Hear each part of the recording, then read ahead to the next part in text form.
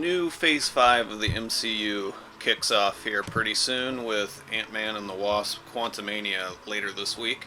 Um, I know a lot of people are losing their interest in the MCU. I'm not, I'm still way into it, but maybe it's for the best because today we're looking at some of the worst slash stupid slash most out there bogus theories that people of Reddit have found. So we'll be going through and reading a couple of these different Reddit posts to see what is a theory that maybe shouldn't have been.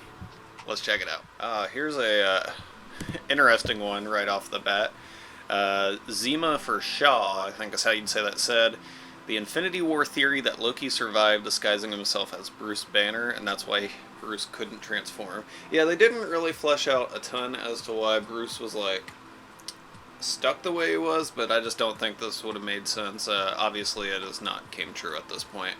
But we did get the whole Loki show. So that's something. Little Yellow Fish 1, I like the name, says the main MCU is post House of M timeline. So House of M, I believe, is a run of comics. Basically, Wanda's the central character there. And Wanda will rewrite slash erase it to restore the existence of mutants. So that's been a big thing with the newer phases and the upcoming phases of the MCU is how will mutants get added. I don't see Wanda rewriting the existence of them or anything like that. Although I am intrigued to see how they're going to bring them in, because it would not make sense if they'd just been here all along because they haven't been a part of anything. So maybe they will like portal Cena from some other timeline or something. I don't know if I agree with that one.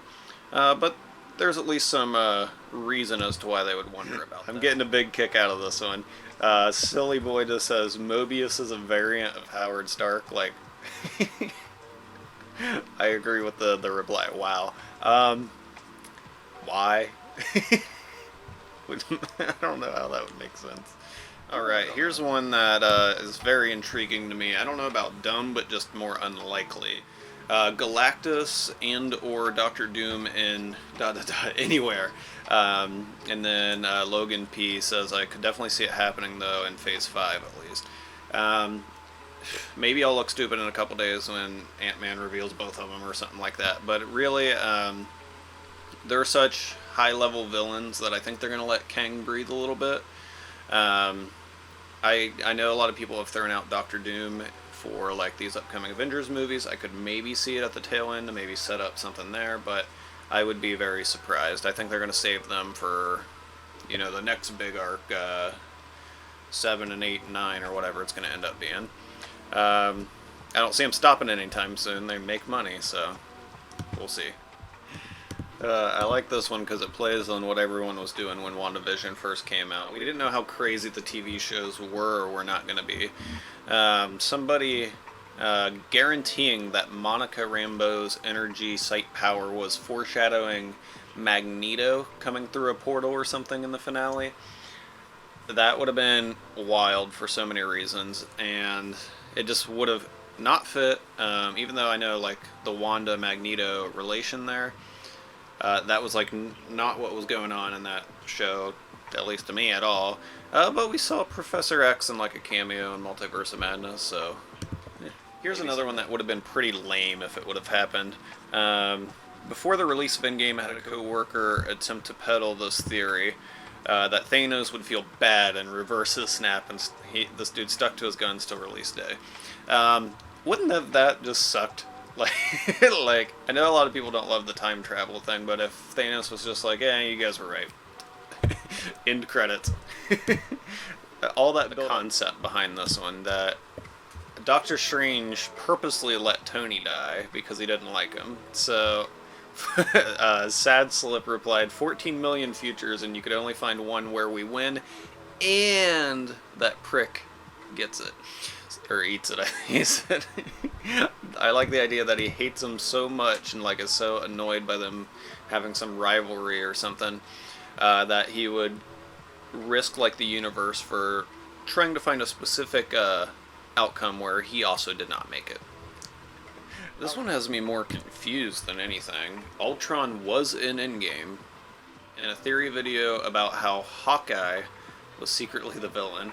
I'm trying to wrap my head around how that would have even been possible. This seems like this take was after Endgame.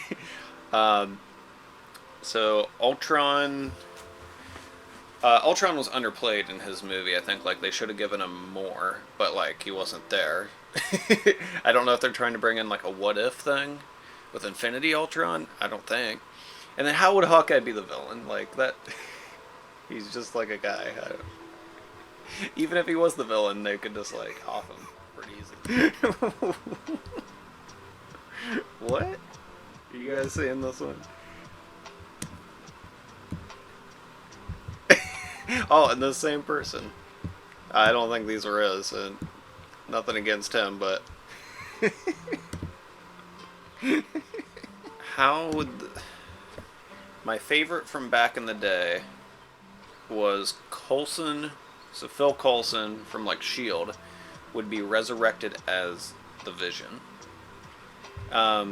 What? Like the body of Vision was like made in Age of Ultron, so they would have had to like keep his body from the first Avengers movie for a while. Well, depending on if you count the Netflix stuff. I've not watched much of the Netflix shows, but I think they like revive him in that, and it's not as the Vision. So something there is not adding up. But Phil Coulson's a cool guy. Maybe we let him phase through walls. This one caught me off guard. So usually in the Spider-Man movies, Uncle Ben is doomed, but in this theory, Uncle Ben is Doom.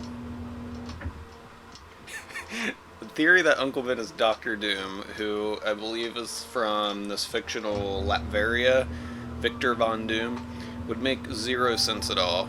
But Big C followed up with an appropriate reaction that he can't catch a break. His crush's dad was the Vulture, his uncle's Doom. Next thing he knows, dad was Galactus.